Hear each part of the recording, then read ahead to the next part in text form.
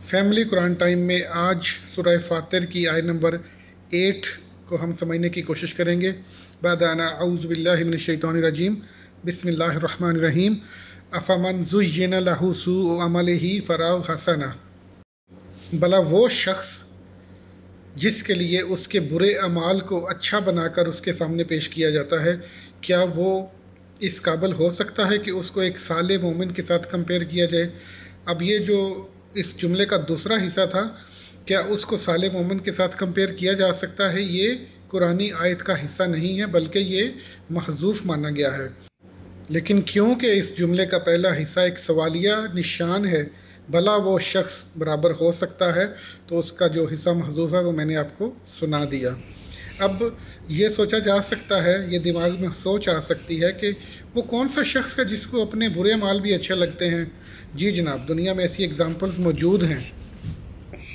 For example, अगर दुनिया में खुदा न खास्ता किसी भाई ने अपनी बहन की प्रॉपर्टी में से हिस्सा खा लिया है, तो शैतान उसको उसका ये अमल इस तरह पेश करेगा कि तुमने अपनी दुनिया महफूज कर ली है, तुमने अपने बच्चों का मुस्तकबिल महफूज कर लिया है, तुमने अपनी रोज़ी का बंदोबस्त कर लिया है।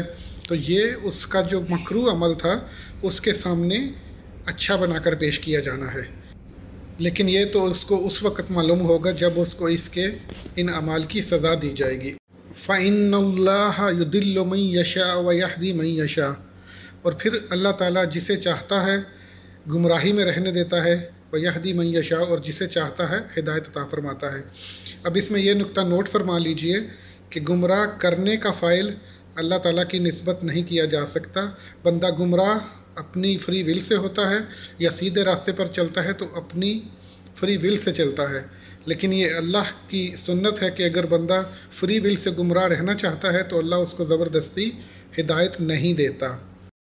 अब इस आयत के अगले हिस्से में अल्लाह ताला ने अपने महबूब सल्लल्लाहु अलैहि वसल्लम को जिस खूबसूरत तरीके से मुखातिब किया है, इससे हमें अंदाज़ा होता है कि आप सल्लल्लाहु अलैहि वसल्लम को अपनी उम्मत से किस कदर मोहब्बत थी, किस कदर प्यार था। कि फ़ला तज़हब नफ्सुका अलैहिम हसरात, कि ए महबूब सल्लल्लाहु अलैहि वसल्लम, आप इनका मखलूं पर कि जो खुली निशानियां देखकर भी ईमान नहीं ला रहे, इस कदर हसरत ना करें कि आप अपनी जान पर जुल्म कर बैठें और अपनी जान से हाथ धो बैठें।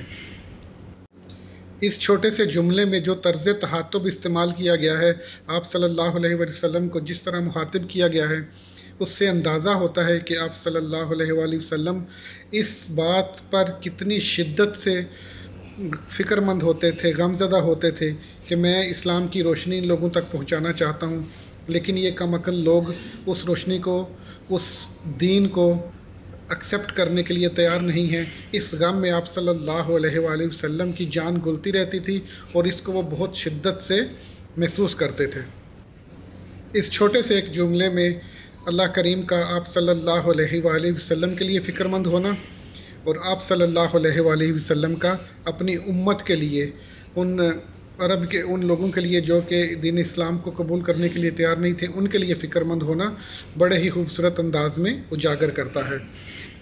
और फिर इस आयत के आखिरी हिस्से में अल्लाह ताला फरमाता है कि इन्नल्लाह अलीमुम बिमा यसनऊन, अल्लाह ताला खूब जानता है कि वो क्या बना रहे हैं या वो क्या कर रहे हैं।